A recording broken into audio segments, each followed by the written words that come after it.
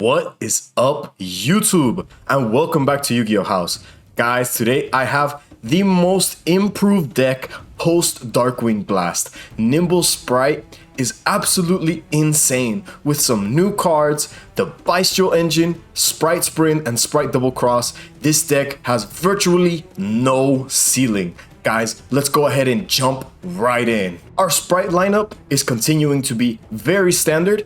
3 Spright Blue to really maximize on those monster searches. We of course are playing 3 Spright Jet because being able to search for Spright Double Cross, Spright Smashers, or even Spright Starter is way too powerful. Spright Pixies is necessary to out Towers-esque monsters. Spright Carrot provides our Spell and Trap negate, and Spright Red provides our Monster negate. If you guys missed the combo video, Spright Starter is absolutely insane post Darkwing Blast. Being able to access any sort of Spright monster that you need, whether at the end of your combo or during your opponent's turn, Spright Starter really is too good not to play at 3. Spright Smashers is so good, people are playing Spright Engines just to search this card. Being able to banish any card on the field, non-targeting, is too strong. One of the brand new additions to the deck, Spright Double Cross, blessed us post Darkwing Blast, and it is too insane. Not only are we able to use it to revive back Toad, we can also disrupt our opponent's field and graveyard. Our only normal summon for the deck is Nimble Beaver. I cut Hyperia because of how many people at YCS Minneapolis are main decking Troll and Lockbird. You don't want to get greedy, but at the same time, Nimble Beaver is just way too powerful. Being able to drag out a copy of Nimble Angler, leaving 2 Nimble Beavers in the deck to be able to be special summoned out by the second Nimble Angler, getting dumped by Spright Sprint is the bread and butter combo of this deck. I mentioned this before, Nimble Angler is way too good. Being able to dump this card off Spright Sprint allows for such a huge ceiling with your combos. Totally Awesome is too good to pass up on, and Swap Frog, being able to play this card at 2 facilitates some of the plays with Nimble Angler and can even be added back to hand with Totally Awesome's effect. I missed Pot of Prosperity so much. The Life Twin variant of this deck really could not afford to banish too many cards from the extra deck, but this deck, this card is absolutely free. A 40 card deck with 3 Pot of Prosperities is essentially playing a 37 card deck. This is easily a bannable card. Called by the Grave is self-explanatory. It is truly one of the most powerful spells in Yu-Gi-Oh! One of the craziest super rares ever printed. Bystial Magnamut provides so much for this deck. Not only does it disrupt Tearlament plays, it also gives you a free body and searches for another DD Crow-esque card to banish and continue to hurt the Tearlament strategy. Just like Magnamut, Druid Worm can be activated from the hand as a quick effect when your opponent controls a monster. Druid Worm also has the added bonus that when it's sent from field to grave, it can send one of your opponent's special summoned monsters, continuing to just tear apart your opponent's board. Getting into our pure hand traps, I like to run 3 Ash Blossom and Joya Spring. This card hits so many choke points and is so underrated in this format. Another Ghost Girl I like to play is Ghost Bell in Haunted Mansion.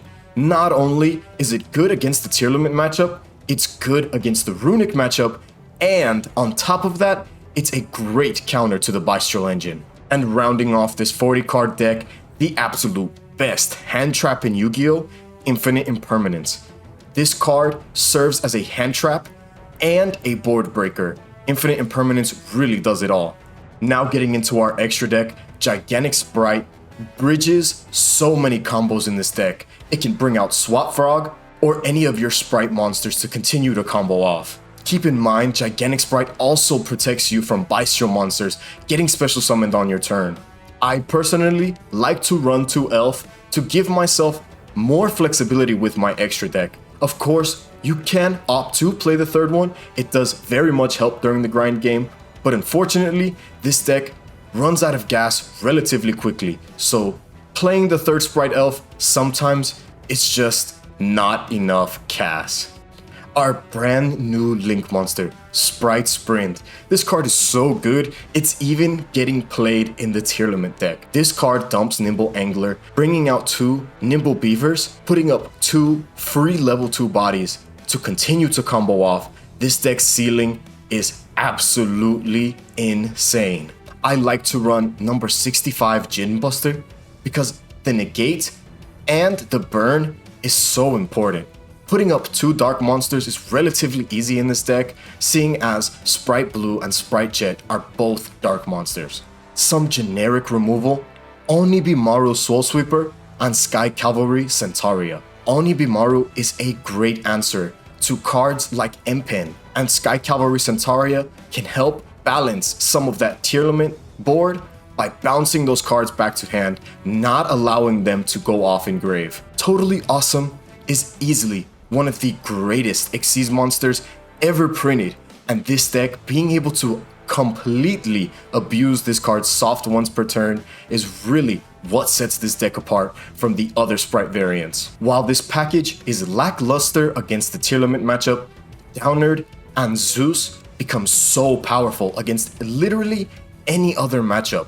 Any deck that commits a lot to the field will be absolutely destroyed by Zeus with 2 board wipes. Pit Knight early is another great way to disrupt your opponent's board. Being able to knock down the attack value of some big monsters that Tearlament puts up is what puts Pit Knight early in such a comfortable spot in the extra deck. Not only that, it can recur itself, and keep in mind, you're also negating the effects of the monster that you bring down to 0. Dark the Dark Charmer is another great generic Link 2 monster that has such great synergy with this deck and the current meta. Not only can you steal your opponent's Bystial Magnemite to search for your Druis Worm, you can also steal a Merly, which is a level 2 body, and if you just so happen to be going against a Spright player, he has your combos set up for you in his grave. It's absolutely insane. Not to mention, when this card is destroyed, you get to search for Spright Blue and or Spright Jet. Nightmare Unicorn is easily one of the best Link 3s ever printed, and its spot removal is so important. Spinning back to the deck is keeping a lot of the Tearlament monsters from going off in grave. It's the kind of removal that you want during this format. And of course, you're wanting to go for game as quickly as you can in this deck. You don't want to run out of gas, and Access Code Talker is the easiest way to do it. Being able to just destroy your opponent's entire field and then swing for 53 is something this deck can easily take advantage of. Now for our side deck. Unfortunately, with current Yu-Gi-Oh's time rules, Volcanic Scattershot becomes insane. You'd rather have it and not need it than need it and not have it. Scattershot being able to burn for 500 when time is dwindling will be the deciding factor in, unfortunately, a lot of your matchups. The best hand trap in our current format to counter Tearlaments is Dimension Shifter. If your deck cannot afford to play Dimension Shifter, unfortunately, you're going to have a very hard time countering Tearlaments in this meta. Like I mentioned earlier, this deck runs out of gas quickly, so you need to finish off the game in 3 to 4 to 5 turns. Spright Gamma Burst absolutely destroys decks. It is the best OTK enabler, and not only that, it is searchable. Under Dimension Shifter, this card becomes even better, knowing that you have a comfortable way of going for game, even when all your cards are getting banished themselves, is the best way to seal the deal against some of those Tearlament matchups. I have a second copy of Spright Smashers in the side deck because I like to be able to bring this in during games 2 and 3 to make sure that I'm not getting cheesed by any sort of Mystic Mine or any other floodgate that cripples this deck. Of course, following the trend of the back row hate, I'm running 3 Cosmic Cyclone. Be wary that you are paying life points when you're activating Spright Starter and Cosmic Cyclone, so you need to be acutely aware of how much time is left in the round. Evenly Matched is a god card this format.